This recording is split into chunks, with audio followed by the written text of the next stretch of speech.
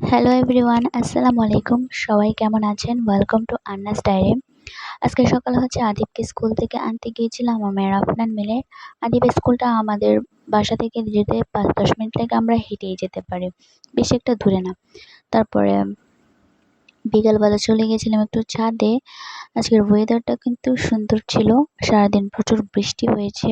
বর্ষাকাল তো, বোঝা যায় না কখন বৃষ্টি হচ্ছে, কখন আবার থেমে যাচ্ছে। তারপরে আমার চোখ পড়লো আমার প্রিয় কাঠগোলাপ ফুলের চারাতে। এই কাঠগোলাপের চারাটা আমি এখনো বসাইনি টবে, তবে খুব তাড়াতাড়ি বসাবো। তারপরে ছাদে ছিল একটা গোলাপ ফুলের গাছ, কিন্তু এই গাছটায় দেখাই যাচ্ছে না, শুধুমাত্র এই কুমড়ো পাতার জন্য। শুধু ২টা ফুলই দেখা যাচ্ছিল। এখান থেকে আবার আমি একটা ছিঁড়ে নিলাম আপনানকে দেওয়ার জন্য। আমি ছিঁড়ে নিয়েছি। তারপর আপনানের কানে দিয়ে দিলাম আমি ফুলটা। কানে দিয়ে দেখছিলাম ও কিরকম এক্সপ্রেশন দেয় ছবি তোলার জন্য।